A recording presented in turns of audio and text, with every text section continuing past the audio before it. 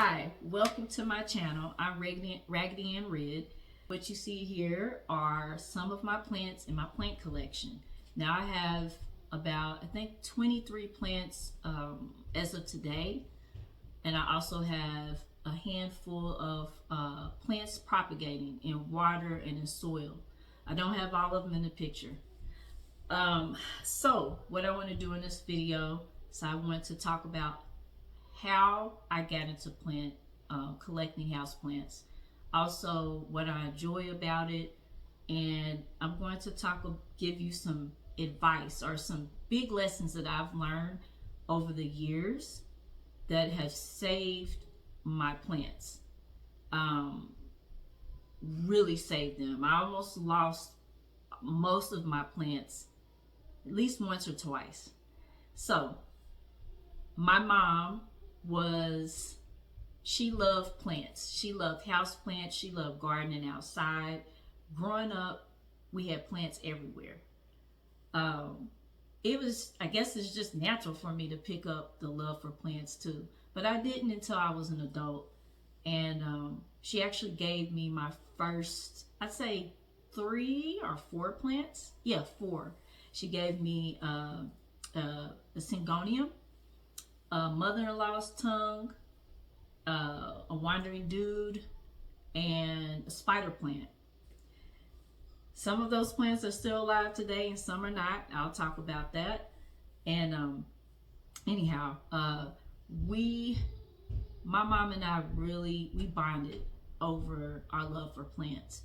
It was something that we always talked about. We always talked to each other about our plants, what our plans were, what we were growing. We would share plants. When she come into town to see me, she would help me with maintenance.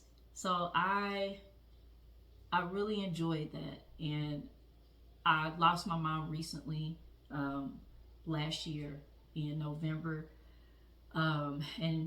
Prior to that, she had actually been ill for 9 years. So it's been a while since she and I actually have been able to collaborate or to share. But even though she was sick, I still continue to keep my house plants and to take care of them and to collect them. And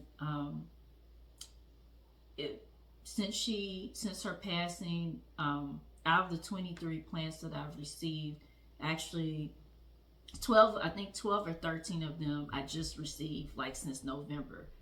So you will see in another video, I have a lot of little plants, and it's because I received the planters that had like 4 or 5 plants in them, and I had to separate them. But it's not a big deal. I know a lot of times when you see people sharing their plants on social media, they're big and just gorgeous and luscious, but we all have to start somewhere. And I actually like starting with plants being smaller because you really get to learn as they grow. Having these plants it's very special to me because I get to look, when I see a lot of these plants, I think about my mom. They are forever connected. I've had my plants, like I said, for almost 20 years. I started collecting in 2006. And so most of them are still kicking. And when I see them, I think about my mom. And I'm able to sit in my room or sit in the rooms and look at them and sometimes even have conversations, even though she's not here. So they're very sentimental to me. She didn't have a lot of money, but she did have plants. And I hope and pray that I can keep them all alive.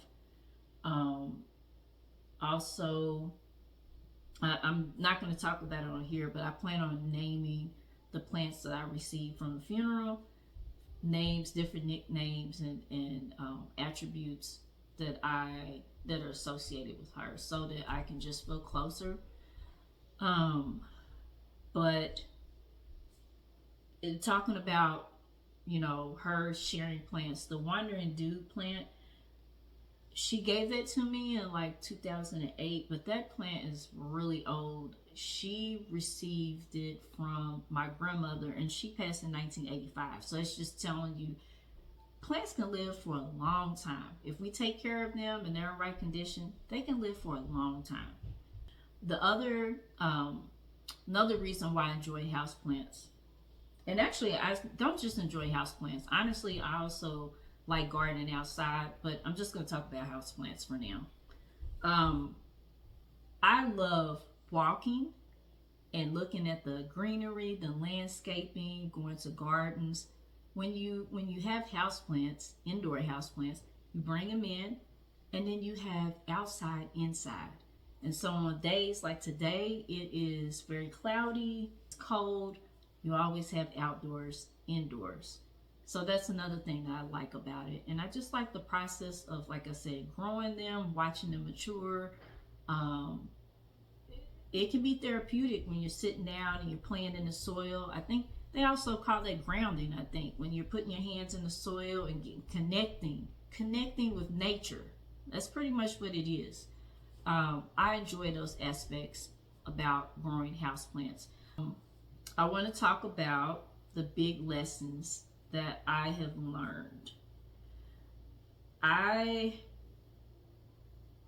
lost 2 spider plants, 3 peace lilies, and I did lose a syngonium. I saved a piece from my syngonium that had gotten really big, and I'm going to show you a picture of it. The reason why I almost lost them is because I was over potting. What is over potting, you might ask? Let me see if I don't have any empty pots here. But basically, over potting is when you use a pot that is really big or too big for the plant. So here is my philodendron pink princess. Now I have it in this is a small pot. I think this pot might be 3 inches. And then the pot that I have it sitting in is a 5-inch. I just have it for sitting in for stability. But over potting is when you have, if you look at the roots of a plant and say the roots are about the size of my fist, and then you put it in a pot that is like a 12-inch pot, the root system is probably just going to sit at the top of the plant, of the pot. You're going to have to fill it all up, the pot with soil. And then when it comes to watering that plant, you have to get all of the soil saturated or wet, really, to get to the roots, which are pretty much probably sitting at the top. They're not going all the way to the bottom usually. When you do that, now you've increased the volume, right? So then you have more soil to get wet. Well, when you have more soil that needs to be wet, then it also takes longer to dry, which also means now the roots are sitting in wet soil for too long, and that's what leads to root rot. I almost lost the rest of my plants from that. Like I said, I've lost about 5 or 6 plants from over potting. It is very easy over the years what my mom and I would do, and that's a mistake that we made. As my plants got big, and I mean some of mine got massive. I wish I had pictures. If I can find pictures, I'll include them. But as they grew bigger and bigger and bigger, we would just put them in bigger and bigger and bigger pots. I think some of the pots I had could be up to like 16-inch pots, maybe even 18 sometimes. Really big pots. And that's what we did. And so as I started losing my plants, I had no idea why. I didn't know why I lost 2 of the spider plants. I had no idea why I lost them. And then the peace lily plants, they were doing great over the years and getting bigger, and then all of a sudden they just died. Well, I learned that 2 years ago that I was over potting. So I mean, all these years I did not know that I was making a big mistake. But I had at that time I had a smaller peace lily, and I had gone to water it, and because the leaves are drooping. 2 days later, leaves are still drooping. They were just drooping like, and I watered it again. I didn't test the soil, and I noticed that the leaves were never standing up. Because usually when you have a peace lily, peace lilies tend to, after you water, if it's a watering issue, the leaves will stand up. I ended up taking my peace lily out of the soil, and it's not this one. I'm just picking it up. This is a new one. And the soil was sopping wet, and the roots were starting to rot. Like the bottom roots were mushy. I wasn't able to save that plant, unfortunately. It was just too far gone. But after seeing that happen, that's when I went and I did research, and I found out that I was over potting. And I did a survey around the room and noticed that pretty much all my plants, I felt like, were in pots that were too big. And at that time, I think in 2022, I probably had about 10 plants, maybe 10. So that moves me to my next point. Plants do not thrive on neglect. That is the saying that goes around the plant community. It is not true. Just like humans, we don't thrive on neglect. We need food, we need water. When we don't have enough food and water, over time, we don't grow like we should. We're not as healthy as we should be. Same thing for plants. Some plants can survive on neglect, but overall, over time, they're going to die.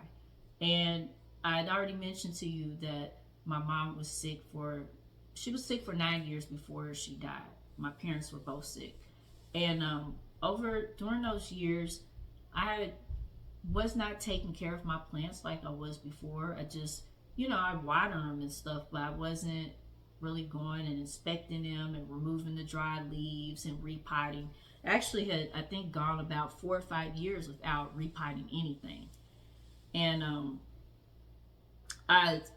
when I did my rescue mission in 2022, after I found the peace lily and I did my survey, as I was pulling the plants out of the pot, like my pothos, I actually had 3 at that time, 3 pothos, they were all, the roots weren't even as big as my hand.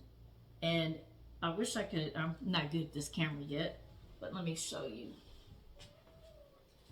So here's one of my pothos.